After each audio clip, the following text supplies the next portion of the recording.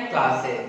आज आप सभी को ये जान के बहुत खुशी होगी कि आप सभी के लिए क्लास 10 का केमिस्ट्री यानी रसायन शास्त्र का ऑनलाइन क्लासेस शुरू किया जा रहा है, जिसमें रसायन शास्त्र के सभी क्लास 10 में पढ़ने वाले सभी लेसन को आप लोग को अच्छी तरीके से यहाँ कराया जाएगा।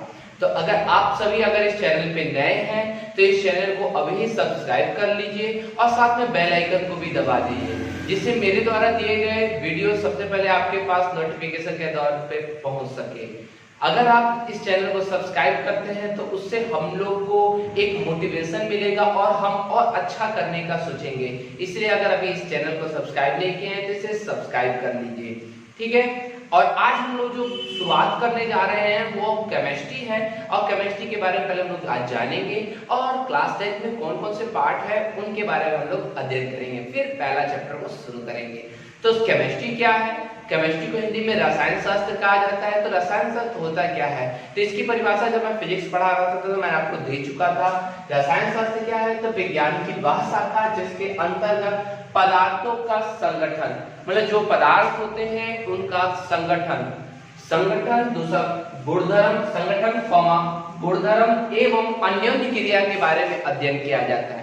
मतलब यहाँ पे तीन चीजों के बारे में अध्ययन किया जाता है। पहला संगठन, दूसरा गुणधर्म और तीसरा अन्योन्य क्रिया, वो भी किस चीज के? पदार्थों के। जैसे कि अगर मान के चले, अगर हमारे हाथ में एक पदार्थ है, ये पदार्थ चौक है, तो ये पदार्थ का संगठन हमको इसमें क्या पढ़ना है? इस पदार्थ का संगठन अर्थात ये क्या चीज से मिलकर बना है। संगठन का मतलब हुआ ये किस चीज से मिलकर के बना है। तो चौक क्या चीज से मिलकर बना, इसको हम लोग को पढ़ना है। फिर दूसरा नंबर है उसके गुणधर्म, कि इसके क्या क्या गुण है, कौन कौन से भौतिक गुण है और कौन कौन से रासायनिक गुण है, ये पढ़ना है। और तीसरा नंबर है अन्योन्य क्रिया। अन्योन्य क्रिया मतलब ये पदार्थ किसी अन्य पदार्थ के साथ में कैसे क्रिया करता है, जैसे पानी के साथ में कैसे क्रिया करता है या कोई अन्य चीज के साथ में किस प्रकार से क्रिया करता है, ये हम लोग को पढ़ना है। अर्थात किसी भी पदार्थ के लिए, भौतिक जितने भी जगत में पदार्थ हैं, उन सभी पदार्थों के लिए हम लोग को संगठन, गुणधर्म और अन्योन्य क्रिया के बारे में अध्ययन करना है। पदार्थ के बारे में तो आप लोग जानते ही होंगे, जिसमें द्रव्यमान होता है, जो स्थान गिरते हैं वे पदार्थ कहलाते हैं, ठीक है। तो आज हम लोग उसके बारे में अध्ययन करेंगे। तो बिल्कुल अच्छी तरीके से सारे टॉपिक्स को देखिएगा और अच्छी तरीके से मैं एक प्लेलिस्ट बना दूंगा जिसमें सभी वीडियोज को एक साथ रखा जाएगा, ठीक है। इससे पहले हम लोगों ने क्लास 10 का मैथमेटिक्स का 3 चैप्टर समाप्त किया है, फर्स्ट, सेकंड और थर्ड, जो कि प्लेलिस्ट में है, आप जाकर के प्लेलिस्ट में उसको देख सकते हैं। और फिजिक्स का 2 चैप्टर समाप्त किया है, फर्स्ट एंड सेकंड, प्रकाश का परावर्तन और अपवर्तन। तो अगर आपने उन सभी वीडियो को नहीं देखा है तो पहले आप वहां जाकर के उस वीडियो को भी देख लें, जिससे आप लोग का कोर्स कंप्लीट होते जाए। चलिए, तो आज हम लोग जो शुरू कर रहे हैं उसमें रसायन शास्त्र में क्लास 10 में कौन कौन से सब्जेक्ट पढ़ने, कौन कौन से चैप्टर पढ़ने हैं उसको देख लेते हैं। तो आप लोग अपने केमिस्ट्री का पहला जो पेज होगा उसमें आप इंडेक्स बना लीजिए। इंडेक्स में आप क्या लिख सकते हैं? क्लास 10 सिलेबस, और यहाँ पे लिख देंगे इंडेक्स। इंडेक्स में एक तरफ आपका रहेगा चैप्टर का नाम और दूसरी तरफ आपके यहाँ पे रख दीजिएगा पेज नंबर, ठीक है। पेज नंबर में आप लोग जैसे कि आपके कॉपी में पेज नंबर जो भी है, जो भी डालेंगे, जो भी चैप्टर जहाँ खत्म होगा उस पेज नंबर को आप यहाँ लिख सकते हैं। ये इंडेक्स बना देते हैं जिससे हम लोगों को सारे पार्ट पता रहे कि कौन से पेज नंबर पे कौन से पार्ट है, ठीक है। तो पहला नंबर हम लोगों को है पार्ट, चैप्टर का नाम है रासायनिक अभिक्रिया एवं समीकरण, केमिकल रिएक्शन एंड इक्वेशन। तो फर्स्ट चैप्टर में हम लोग को रासायनिक अभिक्रिया के बारे में जानना है कि रासायनिक अभिक्रिया किस प्रकार की होती है, ये कितने प्रकार की होती है और रासायनिक समीकरण क्या होते हैं, इसके बारे में हम लोग अध्ययन करेंगे। दूसरा जो चैप्टर है जिसका नाम है अम्ल, क्षारक एवं लवण, जिसको इंग्लिश में एसिड, बेसेस एंड साल्ट्स कहा जाता है, इसके बारे में हम लोग अध्ययन करेंगे। एसिड्स क्या होते हैं, मतलब अम्ल क्या होते हैं, क्षारक क्या होते हैं और लवण क्या होते हैं, इनके कौन कौन से भौतिक गुण है, कौन कौन से रासायनिक गुण है, इसके बारे में हम लोग अध्ययन करेंगे। थर्ड नंबर चैप्टर है धातु एवं अधातु, मेटल्स एंड नॉन मेटल्स। धातु क्या होते हैं, अधातु क्या होते हैं, इनके कौन कौन से भौतिक गुण है, कौन कौन से रासायनिक गुण है, ये धातु एक दूसरे से किस प्रकार के भिन्न होते हैं, ये सभी हम लोग को इस वाले चैप्टर, थर्ड वाले चैप्टर में पढ़ना बहुत इंपॉर्टेंट चैप्टर होता है, जिसमें हम लोग धातु के निष्कर्षण के बारे में भी अध्ययन करेंगे, जिसमें हम लोग का बहुत इंपॉर्टेंट क्वेश्चन हो जाएगा कार्बन,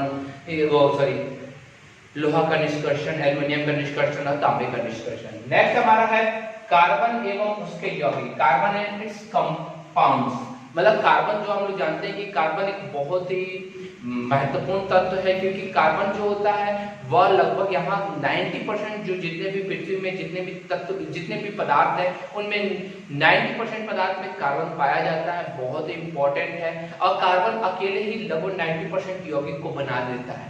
इसीलिए कार्बन के बारे में हम लोग को अध्ययन करना है। एक सेपरेट चैप्टर रहेगा हम लोग का कार्बन का, जो कि कार्बनिक यौगिक वाला चैप्टर है। तो कार्बन और उसके यौगिक में हम लोग पढ़ेंगे कार्बन के बारे में, फिर कार्बन के अपरूप क्या है, फिर कार्बनिक यौगिक के बारे में पढ़ेंगे, जैसे अल्कोहल हो गया, ईथर हो गया, ये सब का स्ट्रक्चर पढ़ेंगे, वो संरचना सूत्र भी पढ़ेंगे और वो अणु सूत्र भी पढ़ेंगे। ठीक है, नेक्स्ट हम लोग का है तत्वों का आवर्त वर्गीकरण।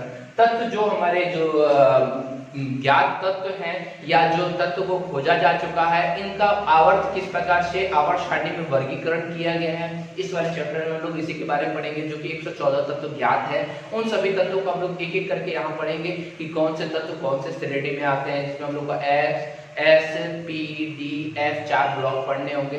इन चारों ब्लॉक में कौन कौन से तत्व आते हैं इसके बारे में एक एक करके ध्यान से अध्ययन करेंगे। इसके वर्गीकरण में मेंडलीव की आवर्त सारणी के बारे में अध्ययन करेंगे और उसके बाद से आधुनिक आवर्त सारणी के बारे में अध्ययन करेंगे। तो ये 5 चैप्टर हम लोग को जो है वो मुख्य रूप से केमिस्ट्री के अंतर्गत पढ़ने।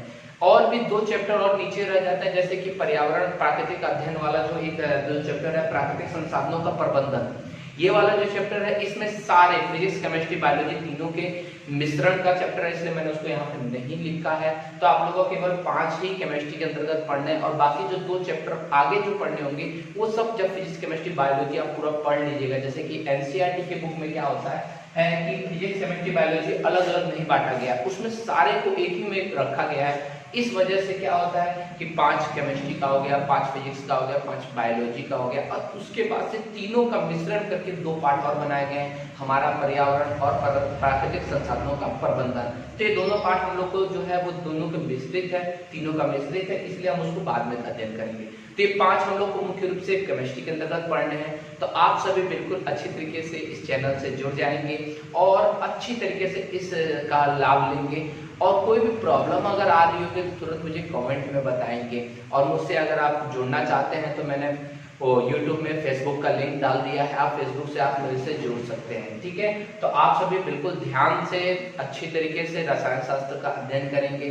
और अगर कोई भी प्रॉब्लम अगर किसी को आ रही होगी, किसी टाइप से कोई भी प्रॉब्लम आ रही होगी किसी भी सब्जेक्ट में, चाहे मैथमेटिक्स का 3 पार्ट आपका पूरा हुआ है या फिजिक्स का 2 पार्ट पूरा हुआ है, तो उसमें भी अगर प्रॉब्लम आ रही होगी तो मुझे आप कमेंट करके बताएंगे। तो बच्चों कल से हम लोग केमिस्ट्री के पहले पार्ट को शुरू करेंगे, जिसका नाम होगा रासायनिक अभिक्रिया एवं समीकरण।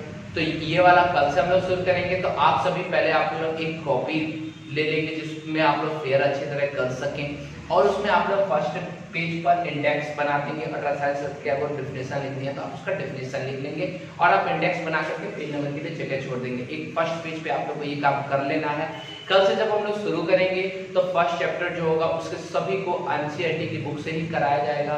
तो आप एनसीईआरटी बुक को अपने पास रखेंगे जिससे आप लोगों को पढ़ने में कोई भी प्रॉब्लम ना हो सके। ठीक है, तो अच्छी तरीके से उसको कर लीजिए और अगर कोई भी प्रॉब्लम आ रही होगी तो मुझे जरूर बताइएगा।